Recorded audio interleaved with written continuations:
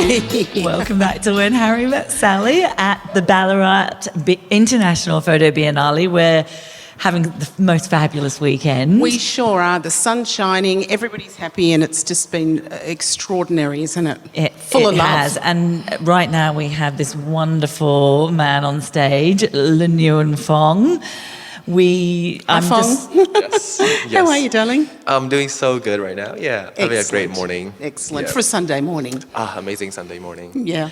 I just want to start by saying the best photo book launch I've ever been to was Phuong's photo book launch. It was in sunshine at a beautiful Vietnamese restaurant, and everyone sat down at huge communal tables and we all just ate food and talked about photo books. It was amazing. It's really good to hear. It was one of my favorite things I've ever done, honestly. Oh, really? Yeah. That's gorgeous. Yeah, the book was about sunshine, and it was really great to put it back to its source.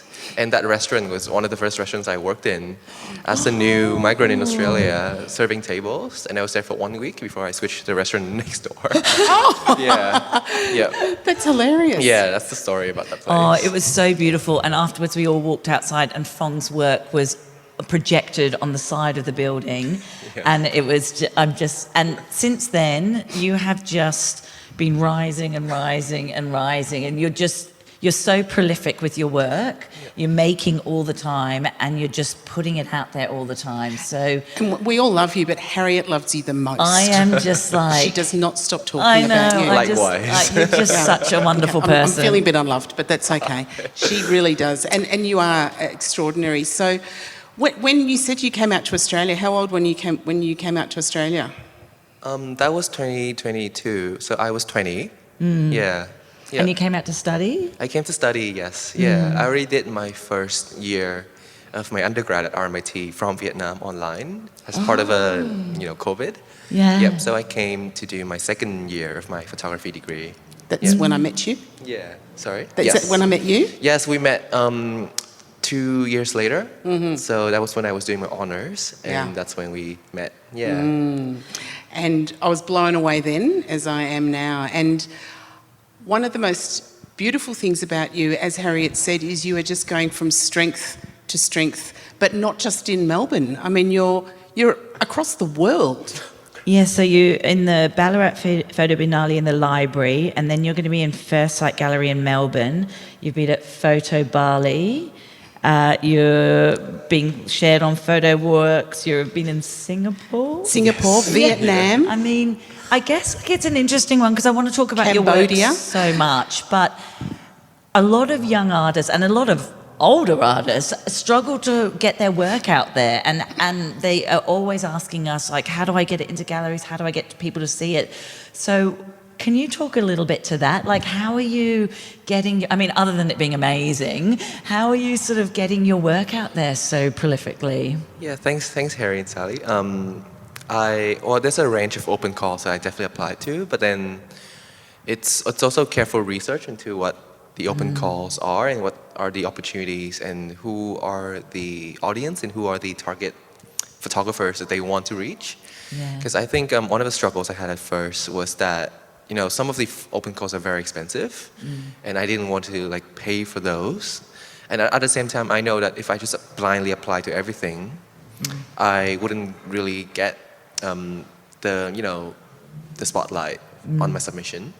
So one of the first skills I adapt was that I would research on the organization who would organize these open calls. Who are the judges? Like, if they're curators, what shows have they curated?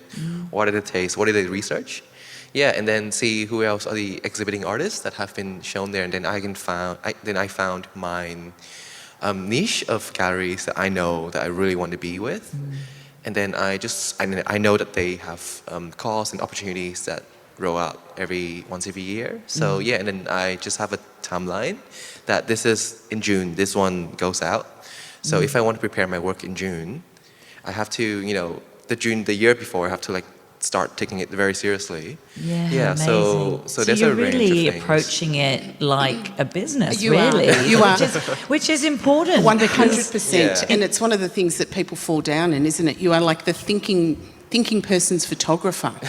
It's true. And there are so many extraordinary talents out there that don't understand the business of photography and vice versa. And it's wonderful that you've got both. Where do you think that came from? I honestly couldn't tell you. I think I really want to take this thing seriously. I think from the get-go, because I think that it was a bit of a sacrifice for me to come to Australia, leaving everyone behind in Vietnam, not knowing anyone. Yeah. I mean, I was very lucky that I was supported by scholarship going to Australia, but at the same time, I felt that, I'm investing a lot of my youth into a place that I'm very unfamiliar with. Yeah. So I felt that I need to really try my best to and not just in one field, but expands across different areas of photography. Yeah. How did your family feel about you leaving home? I think they were supportive at first because they didn't want to be sappy and hold me back. They didn't want to have the burden of but later on, it was getting more challenging after TAM because of different reasons, honestly. Like my grandma, she lives by herself in Hanoi, and which is something that I would like to revisit and spend more time with her in the upcoming years. Just multiple different feelings that arise and dip down. Yeah, and the longer it goes on for, the more it's not just a quick decision, it's suddenly the more entrenched you are here and the more your life here grows. Yeah. Yeah. And your work it's all around family and community. So Sunshine, your project that we were talking about before that ended up as a photo book, that is all about the community of Sunshine in Melbourne. And your project that's being exhibited here, Thành Phẩm. Yeah, amazing. Yeah? Spot on. Did you pronounce that correctly? Yes. Close enough. Been practicing. Close enough. It's all about your family and making work with them and collaborating with them as well. So I was wondering if you could, just talk a bit about that and the collaboration that you're doing with your father. Yeah. It comes from several years of research, I'd say. I say the work I made in Sunshine actually led off to the work I made with my family in Vietnam.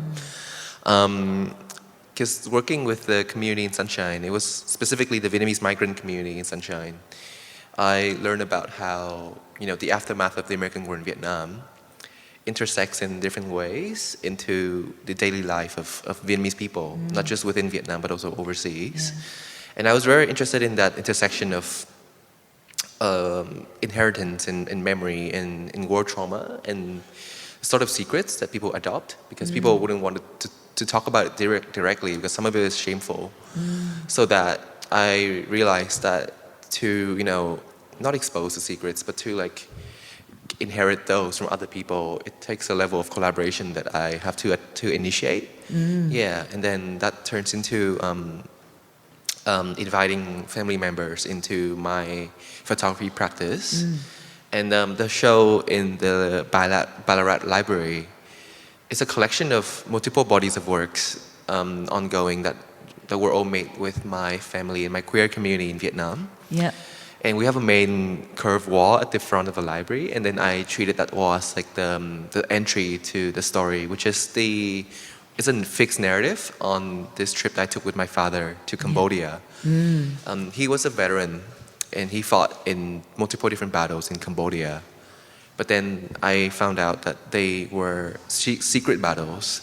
They were not acknowledged as official battles in the Vietnamese history. So the act of me being there with my father was, an actual example of how being there and witnessing these sites, you cannot escape the stories that are inherent within you. So the body of works, were resolved last year, and I thought this is the first time I show in Australia, which is pretty amazing.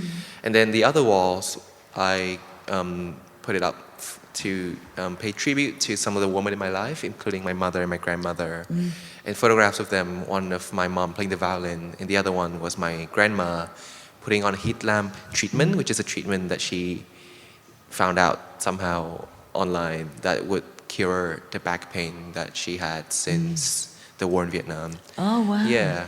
So, and then there's a few prints of my works with the queer communities, and then there's a few prints of my dad at the Longton Cross, which is the commemoration site for the largest Australian battles in Vietnam.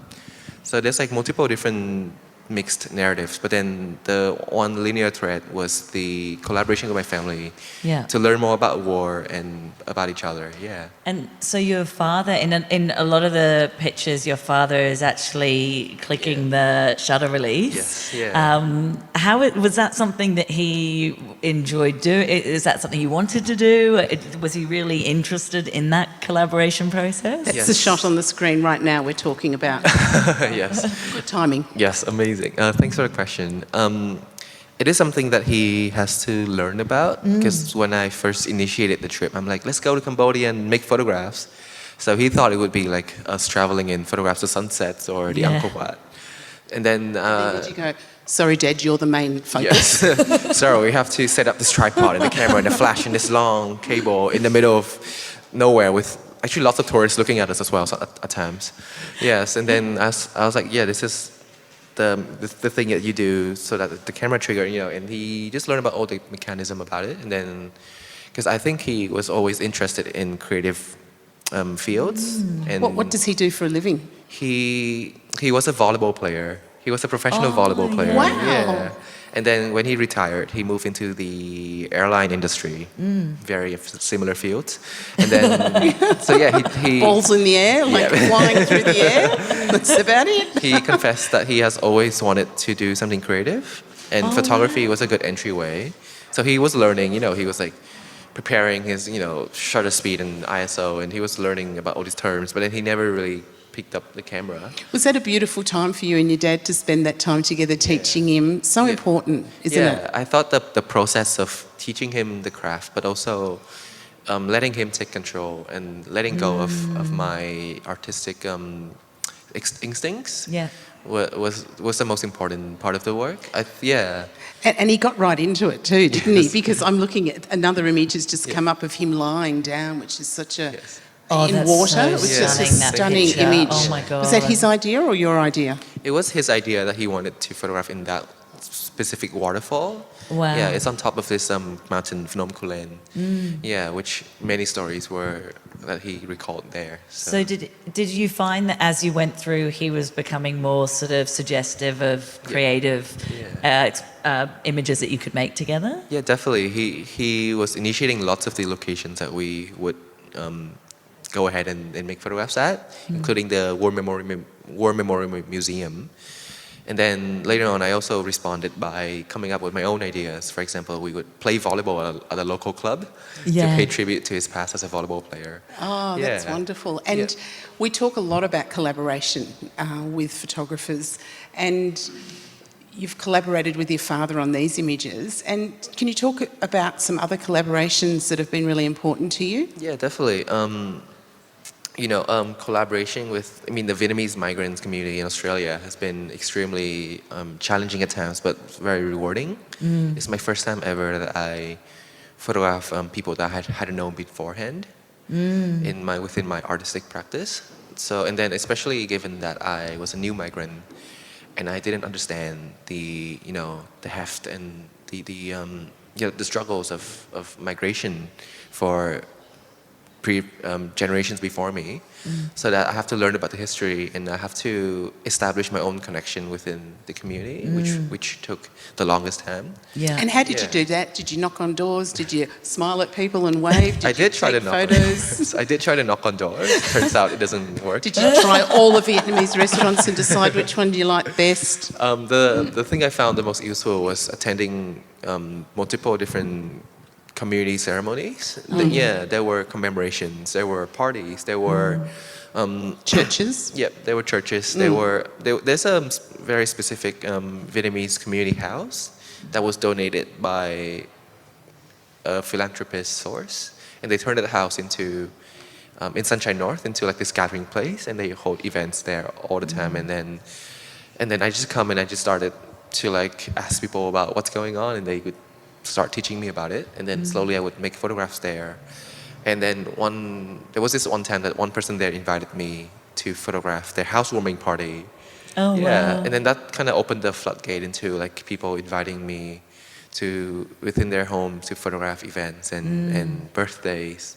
And did you find you had conversations with people that came from a similar province to you, or that knew your family, or like happens in Melbourne all the time? Oh, it's all over the place. Everyone's from such a different background and different reasons why they migrated. Most of them are, because of the war in Vietnam, and they would retell these very traumatic stories of exile and displacement. But some of them came to Australia for different reasons, for economic reason, education reason, or family reason. And there's so many different stories that I didn't know about, and I would never know if I hadn't done the project. That's wonderful. And on that note, why did you pick Australia to come and study in? Yeah, it was circumstantial. I mean, RMIT has a campus in Vietnam, so the advertisement was successful. I think that's I'd say. I say that one. Yeah. I just want to touch on, we're almost coming to the end of our time already, but I just want to touch on your love for photo books. Yes. Because you are so tactile and creative, and obviously in your projects and your photography, but you always make books. And whether they end up being published or just little one-offs, you have a real passion for photo books. And can you tell me why that's important to have that outcome? Yeah. And the biggest reason is that in Vietnam, to hold an exhibitions, you have to go through this very tricky system where you have to apply for a permit and then apply for another permit and then another permit. And it's very, very intense. And especially with my works, where I would propose multiple different views on histories, there would be, histories that go against what is deemed true and acceptable within the Vietnamese collective memory. So that organizing an exhibition for my works is really difficult in Vietnam. So I thought that making books and sharing it with my community in Vietnam was a more, sustainable approach. But that's one of the reasons why I started. But then I really love making them, and I have resource, and I have a studio that I would come and just make books there, and then I've found ways to make them that I've really enjoyed. So there's nothing more beautiful than being tactile, is there? And looking and feeling and smelling the paper and touching it, and it's that whole all your senses are working on one, aren't absolutely. Yeah, it's obsessive, I'd say. I love that. Yeah. Well, Phuong, thank you so much for coming and speaking with us. And I just love you to bits and pieces. And I'm so proud of you and what you're doing. And your work is beautiful. And you're such a smart, intelligent person as well. The thinking person's photographer. like all we the research that you do. You can use that if you like. I would use that, But I also want to ask, which we do with everybody, what's the future for you, Phuong? And where do you see photography going? Oh, it's a huge question. It's a huge... 3 seconds. So. No, I would take more than 3 seconds. Okay. The future, have some amazing plans lined up with amazing projects that I'm so looking forward to be a part of. I'm going to be a part of this major exhibition at Switzerland. Surveying 60 emerging artists around the world, and at Photo Elysee in Lausanne, Switzerland, joining by my amazing, also Melbourne-based photographer Aisha Kenton, who is a part of Aisha, she was on my favorite episode. So we'll be traveling together. But then she's amazing. When is that, Phuong? That's September 2020 something. Sorry. And it'll be such an amazing thing to do. But then that's in the short term. Long term, I'm very interested in seeing how the art develops as a community, and also as a collective practice within Australia and its exchange to Southeast Asia. I think the future is in not just within inner community collaboration, but also outer community collaboration, where people are making space for each other to come in and exchange. And I think that's already happening at different places. Through institutions, but also through grassroots and personal efforts. So I think that, and even in photography, books are coming back, I'd say. And absolutely. 100%. And that's 100%. A massive field where collaborations are prioritized. So I think, there has been multiple theories where they would write about the collaborative turn in art, is that people shift to collaboration with other people because that's where they find most meaning. And then that's I think it's still a thing that's going to be developing for the next years to come. Well, yeah. we are Beautiful. all so excited about seeing what you're up to and finding out the exact date of when you're going to be in Switzerland. We'll work that out and we'll let everybody know. Yeah, Thank you Amazing. so much, Thanks so Phuong. much. Thank you so much. Phuong. Thank you so much. You've got to go to your next appointment, Yes, don't you? busy, So, thanks for spending the time with us today. Harry? We'll be back with Emily Raphael very shortly. Fantastic. Bye. Bye. Wow, wasn't that another fantastic episode? So much fun. And Harry, none of this is possible without the fantastic help we've had from, take it away. Shaquille Raymond, what a rock star audio engineer. I like that. Martin Stevens, my husband, for his guitar prowess on the intros and outros. And Shani Power, who is doing all of the behind-the-scenes photos and design of everything to do with the Instagram posts. Thank you all so very much to help us get our podcast out. We'll see you on the next one. We will. It's been wonderful, Harry. Thanks, darling. Bye-bye. Bye.